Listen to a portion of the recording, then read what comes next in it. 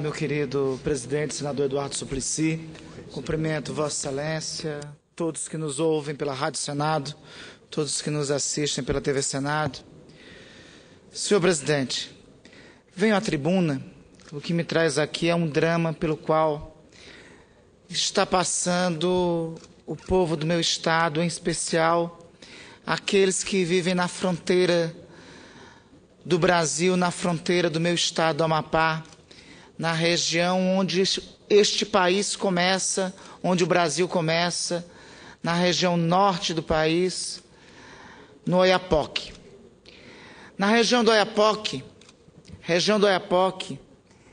é ligada à capital do meu estado por uma rodovia denominada BR-156. Essa rodovia, senhor presidente, a BR-156, é a coluna vertebral do nosso estado. É a única rodovia federal do Amapá. E esta rodovia, senhor presidente, é a mais antiga obra federal em andamento em nosso país. Nenhuma obra federal demora tanto para ser concluída neste Brasil do que a BR-156. Eu não sei a que se deve tanto tempo para concluir uma obra. São 60 anos de uma obra em andamento. 60 anos de uma obra em andamento. Ela começou a ser construída em 1948. Foi em 1948 que o capitão Janari Gentil Nunes, nomeado governador do então Território Federal do Amapá, lançou a pedra fundamental da então rodovia federal BR-15, a mando do então presidente Eurico Gaspar Dutra. Uma rodovia federal que iria ligar a localidade de Clevelândia do Norte até Macapá.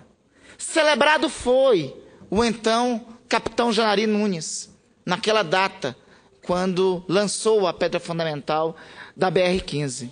Celebrado foi. E foi ágil o capitão Janari Nunes, em 1948. Lançou a pedra fundamental da BR-15 em Macapá, e celebrado na cidade de Macapá foi, porque disse que a ideia da BR-15 era ligar Macapá, e depois o projeto foi modificado, anos depois, como veríamos, era ligar a BR-15 de Macapá até Clevelândia do Norte, ser a coluna vertebral do estado, como eu estou dizendo, e isso iria resolver um grave problema de comunicação do estado, que só tinha caminhos de comunicação entre a capital Macapá e a cidade de Oiapoque através da via marítima. Resolveria, naquela época, um gravíssimo problema de comunicação.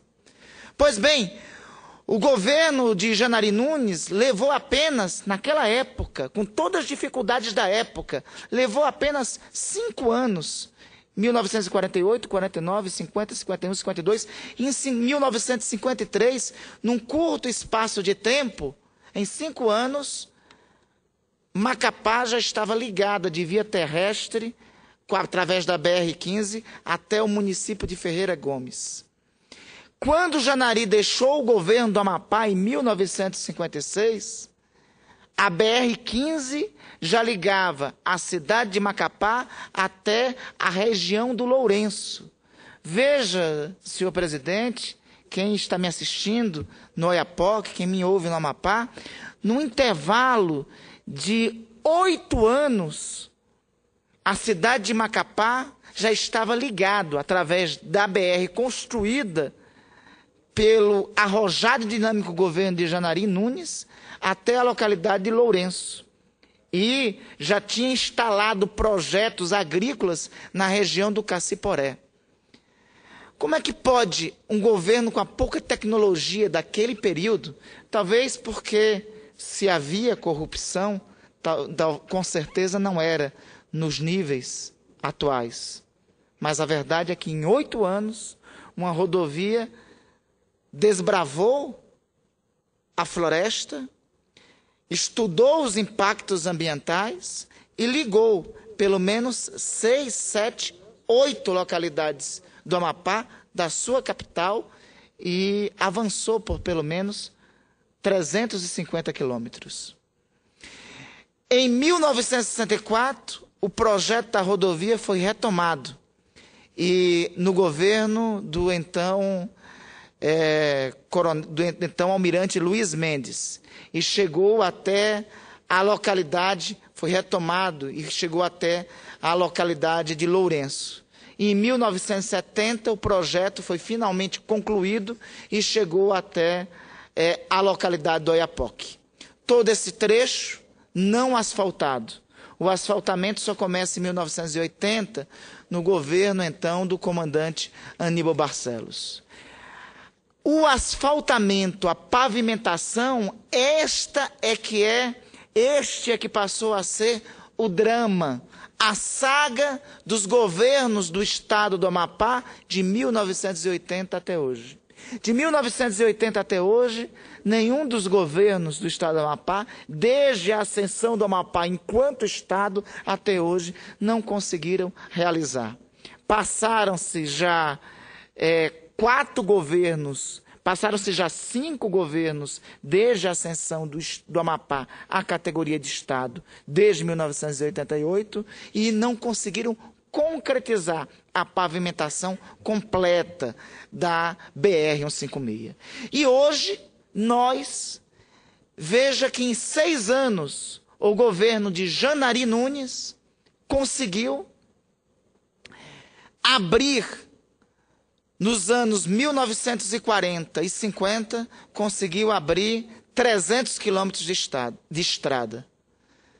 Não foi possível 25 anos de governos após a criação do Estado pavimentar 200 quilômetros de rodovia. Veja a incompetência completa da atualidade. O governo de Janari Nunes, nos anos 40 e 50, conseguiu abrir 300 quilômetros de rodovia. 20 anos de Estado, não teve competência de pavimentar 200 quilômetros de rodovia. Mas aí também é a responsabilidade da União. E não sei quais são os caminhos que existem no DENIT, no Ministério dos Transportes, ou os descaminhos. Talvez sejam os descaminhos dos loteamentos e dos esquemas que tem no Ministério dos Transportes. Deve ter dos esquemas que tem no Ministério dos Transportes que impedem que se complete a pavimentação da rodovia 156. É a mais antiga obra da história do país. São 60 anos de obra. Para pavimentar a rodovia, a BR-156, 1980 começa a pavimentação dela, nós estamos em 2014. Como é que pode uma rodovia estar há 34 anos sob pavimentação? Quase ter 30 anos de pavimentação de uma rodovia? É impossível. É inaceitável isso. Fora calcular o que existe. E isso ocorre. E aí eu estou aqui na tribuna do Senado, no dia 2 de julho de 2014, aqui, falando de uma situação alarmante. Um trecho de 100 quilômetros entre Macapá e o município de Oiapoque. Uma viagem que é de 590 quilômetros, que era para ser feita em 8 horas, está sendo feita, às vezes, feita em 20 horas. Um atoleiro de 100 quilômetros, porque tem 100 quilômetros que não foram asfaltados. O DENIT está atuando numa obra no valor de 186 milhões de reais, que é o que falta para a pavimentação desse trecho, numa licitação que estava prevista para ocorrer em dezembro deste ano e não ocorreu.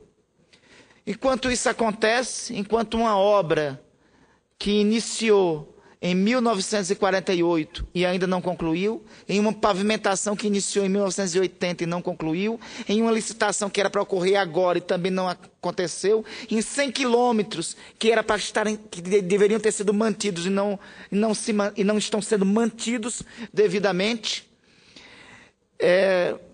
E aí, as razões, as desculpas são muitas. Mas qual é a justificativa que se encontra para 60 anos de uma obra que não se conclui? Para 34 anos de uma pavimentação que não ocorre? Para 100 quilômetros de uma manutenção de uma estrada que não é mantida? Qual a justificativa para uma população que gerações e gerações esperam por uma estrada que não acontece? Enquanto isso, a população de Oiapoque tem o seu custo de vida aumentado 3, 4, 5 vezes. O preço do quilo de carne que é cobrado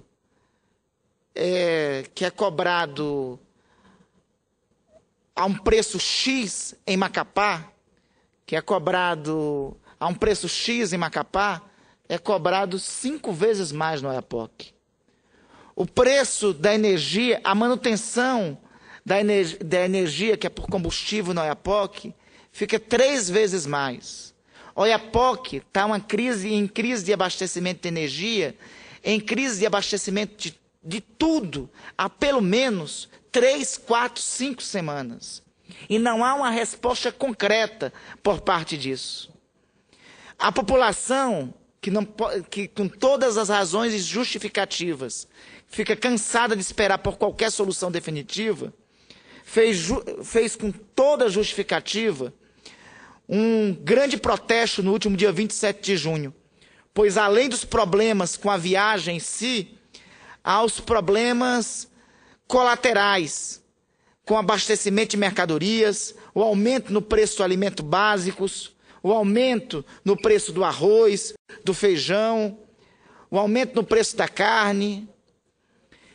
E aí, há uma sequência que contribui com isso. Oiapoque tem um belo cartão postal, para o mundo, que é a ponte binacional. Eu creio que a própria presidente pode apresentar para o mundo a ponte binacional. E nós poderemos trazer os turistas franceses para atravessar a ponte binacional e entrar no Brasil. O problema é que qual é o turista que vai querer vir após a ponte binacional atravessar o Brasil? Porque logo após a ponte binacional, ele vai encontrar um atoleiro de 100 quilômetros. A inacessibilidade de encontrar no Brasil, de entrar no Brasil. Nós poderemos até ir ao Oiapoque, atravessar a ponte e passar por São Jorge, do lado francês, chegar a Cayena, entrar no Caribe. Mas eles não terão como vir para o lado brasileiro. Isso, além do mais, é uma circunstância completa de vergonha para nós brasileiros. De vergonha completa para nós brasileiros. Então, a BR-156 antes de tudo, deve ser para nós brasileiros, senhor presidente, motivo de vergonha nacional, porque é a rodovia federal que nos liga com uma ponte binacional que deveria ser motivo de orgulho, porque é a ponte binacional que nos liga com a Europa. Então, o que deveria ser motivo de orgulho está se transformando num motivo concreto de vergonha para nós brasileiros. Além de isolar brasileiros que vivem no Oiapoque. Por isso, senhor presidente, eu não posso olhar passivamente para essa demora por parte do DENIT, a essa omissão por parte do DENIT e do Ministério dos Transportes na solução deste problema. E por quê? E por que essa ausência de solução por parte do DENIT? E por que nenhuma resposta e essa passividade por parte do DENIT? E por que a ausência de providência por parte do DENIT? Diante disso, senhor presidente, não é da minha parte, como representante do Estado do Amapá, não, ao contrário do trecho da bela poesia de Raul Seixas, não vai caber a mim ficar com a boca escancarada, cheia de dente, vendo a hora da morte chegar e vendo, em especial, a população da fronteira do Brasil, da fronteira brasileira, passando há mais de um mês por essas dificuldades. Na próxima segunda-feira, eu estarei movendo uma ação no Ministério Público Federal, na Procuradoria da República, secção do Amapá, contra o Departamento Nacional de Infraestrutura de Transportes, contra as autoridades responsáveis, contra, se a delegação para a manutenção do trecho for do governo do Estado do Amapá, também será contra o governo do Estado do Amapá, para que se cumpra a obrigação de fazer de pavimentação desse trecho da rodovia. Quero aqui lembrar que já existe ação civil pública movida pelo Ministério Público Federal em várias outras situações contra a União, inclusive determinando para a União que seja incluído no orçamento da União seguinte, a obrigação no orçamento da União para que se cumpra a obrigação de fazer quando a omissão da União não cumpre as determinações. Não é possível que uma obra federal que a União tinha que cumprir fique sem ser cumprida, sem ser vista, sem ser feita há mais de 60 anos, há mais de 35 anos. Não é possível, não é aceitável que mais de 10 mil pessoas, mais de 20 mil pessoas passem as dificuldades que a população de Oiapoque tem passado e estão passando. Diante disso, senhor presidente, na próxima, não ficarei somente neste pronunciamento aqui na tribuna.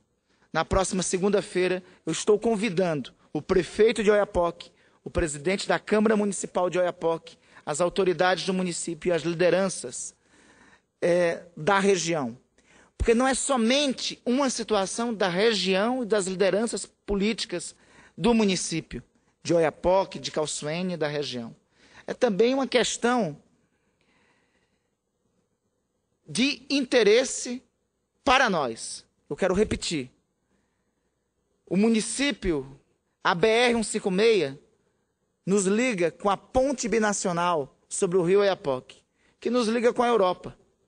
O que deveria ser um cartão postal, um cartão de visita nosso para com a União Europeia. O que deveria ser um cartão de visita nosso para com a União Europeia está, lamentavelmente, se transformando e sendo para nós um motivo de vergonha e de dificuldade para o povo do Amapá e de vergonha para com a comunidade internacional. E diante de tamanha calamidade, não cabe a nós o silêncio e a passividade. Obrigado, senhor presidente.